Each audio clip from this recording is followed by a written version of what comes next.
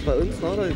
Da sonst immer hier die Flüchtlinge, die werden verfolgt, aber irgendwie kommen bloß junge Kerle. Wo sind die Familien von denen? Freunde, So, die Kerle. wenn es Familien wären, ist es ja in Ordnung. Da können bloß die Kerle kommen, die benennen sich dann die Sau. So geht das los.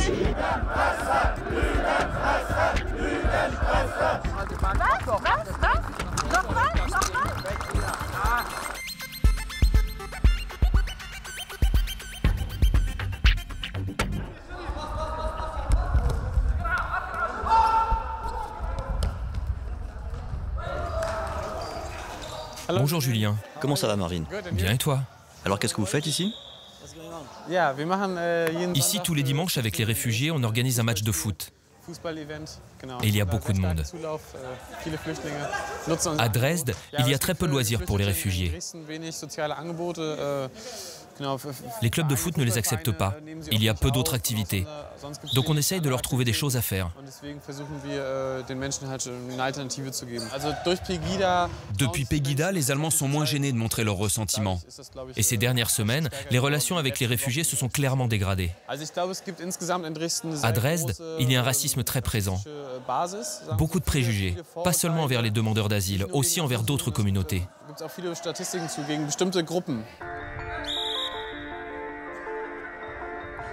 Parmi les réfugiés qu'accueille Marvin et son association, beaucoup viennent de Syrie.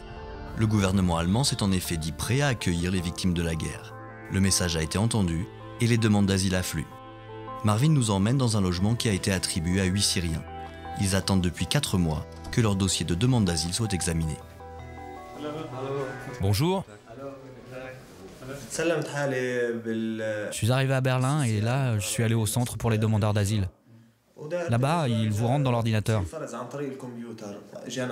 Ensuite, on m'a transféré dans une autre ville, dans un foyer où je suis resté 1 mois. Et finalement, on m'a amené à Dresde. Donc ce sont les Allemands qui vous ont amené ici. Vous ne vouliez pas venir à Dresde. Non, j'ai pas choisi. La plupart des gens qu'on rencontre sont gentils, ils nous aident. Mais il y en a aussi qui sont racistes. Je suis désolé de le dire, mais c'est bien du racisme. Par exemple, une fois à la station de tram, il y avait un Allemand qui était là et qui criait « Les Arabes ne devraient pas prendre le tram ». On n'est pas venu ici pour rester à la maison et toucher des prestations sociales.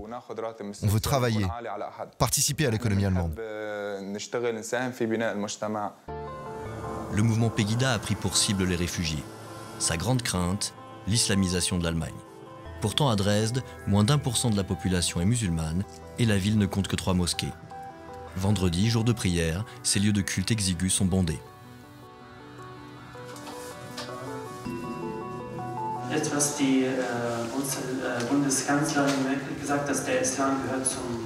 La chancelière a dit que l'islam faisait partie de la société allemande.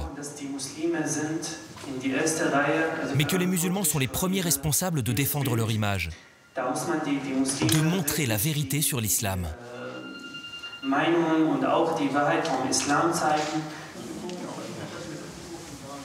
Vous pouvez me dire de quoi parlait le prêche?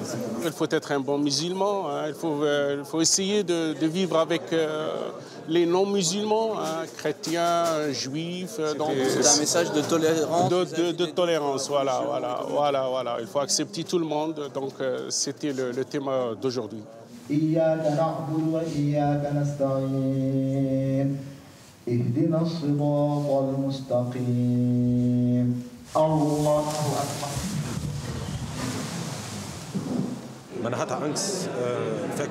On a vraiment peur en ce moment.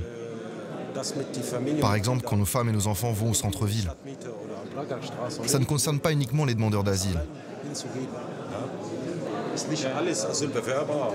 Moi, par exemple, j'ai la nationalité allemande, depuis longtemps.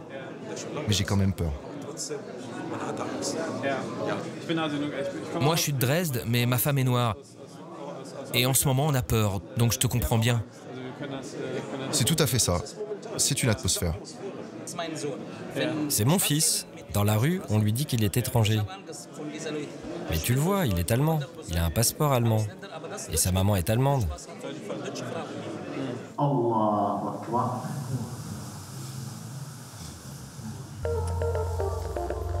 À Dresde, la petite communauté immigrée est inquiète. Difficile de comprendre cette montée de l'intolérance. Dans la banlieue chic de la ville, nous rencontrons l'une des militantes de base de Pegida. Moi, je suis ingénieur mécanique de formation. Mais comme on a 4 enfants et que mon mari gagne très bien sa vie, j'ai pu rester au foyer. Il y a des réfugiés qui restent ici même si leur demande d'asile n'a pas été accordée. Pour moi, c'est une des raisons principales de manifester. Je n'ai pas de problème avec les musulmans, avec les gens. Mais l'islam, comment je peux dire en faisant attention ?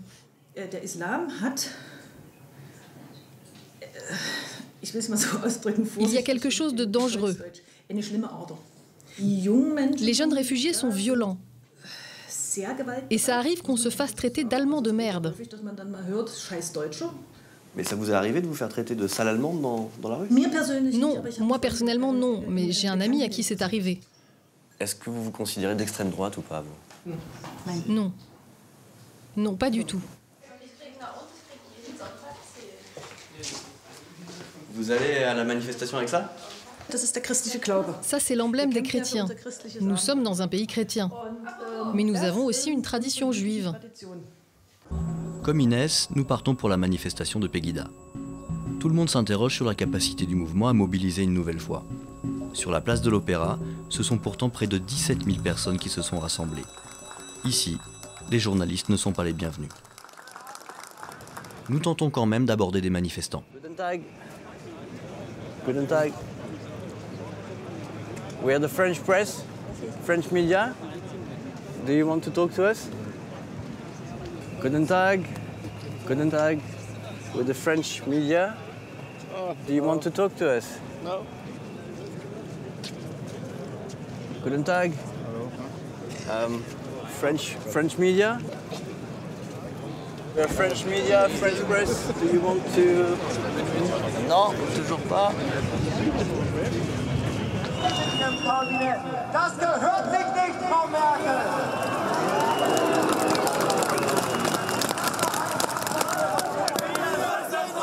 Certains militants de Pegida sont même très agressifs. Plus nous avançons dans la foule et plus les attitudes deviennent hostiles.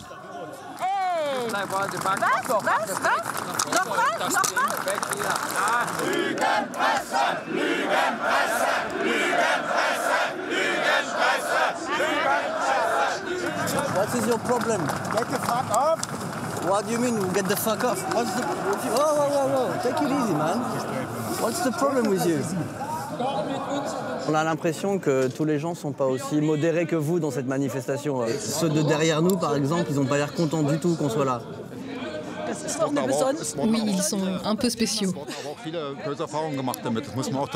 ont eu de très mauvaises expériences avec la presse. Ils montrent toujours le mouvement très négativement. Il y a eu une vingtaine de reportages et ils gardent que ce qui les arrange. C'est pour ça qu'on les appelle la presse mensongère. Cette manifestation rassemble des personnes d'horizons très différents. Classe moyenne conservatrice attachée aux valeurs chrétiennes, employés qui peinent à joindre les deux bouts, mais aussi des militants néo-nazis. Difficile d'approcher les plus radicaux dans la manifestation. Pour leur parler, nous allons voir un match du club local, le Dynamo Dresden.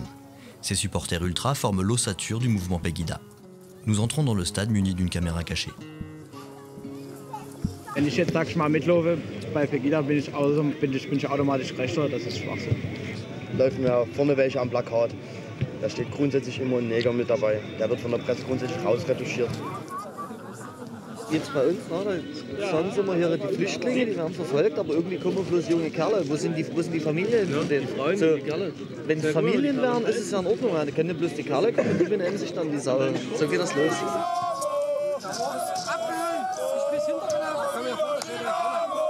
In Deutschland brauchen wir eine ganz andere Asylpolitik. Es muss schneller bearbeitet werden. Die können einfach kommen und sind da. Und das Problem ist, es gibt welche, die wollen hierher, wo man sagen kann, okay, die versuchen sich was zu suchen. Es gibt aber welche, die wissen, wie Deutschland ist, kennen die Gesetze in Deutschland und sagen, wir müssen hier arbeiten und wir bekommen Geld.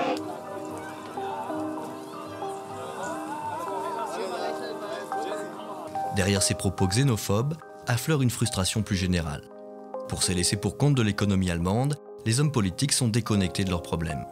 Nous rencontrons le porte-parole de la mairie de Dresde pour voir comment les autorités comptent gérer cette montée de l'intolérance. Dans les manifestations Pegida, ils se focalisent sur les immigrés, comme si c'était eux l'unique problème. Vous en pensez quoi de ça? Sur ce point, les participants aux manifestations Pegida ont tout à fait tort. Le problème que nous avons n'est pas un problème de réfugiés ou d'étrangers. Au contraire, la part des étrangers à Dresde est minime. Nous devons mieux expliquer aux gens pourquoi les réfugiés viennent en Allemagne et à Dresde. Cette peur de l'étranger n'a pas de fondement. Est-ce que vous pensez que le mouvement Pegida est dangereux ou pas vraiment? Je ne pense pas que ce mouvement soit dangereux. Il ne représente pas une menace concrète pour qui que ce soit ou pour les institutions. Mais je pense que ce mouvement pose des questions dont nous devons nous emparer. Mais c'est vrai, nous devons nous attacher à mieux intégrer les réfugiés. Le problème, c'est que la législation interdit aux demandeurs d'asile de travailler, sauf dans des cas très précis. Si les politiques semblent débordés, la société allemande réagit par contre fortement contre le mouvement Pegida. Le lendemain de la manifestation, des têtes d'affiche de la chanson allemande organisent par exemple un concert à Dresde. Au moins 20 000 personnes y participent pour dénoncer la xénophobie. Marvin et sa femme sont là. Ils sont la preuve qu'Allemands et étrangers ont tout à gagner à vivre ensemble. Mais ils le savent, même si le mouvement Pegida reflue momentanément, cette peur de l'étranger qui gangrène leur ville depuis si longtemps ne disparaîtra pas facilement.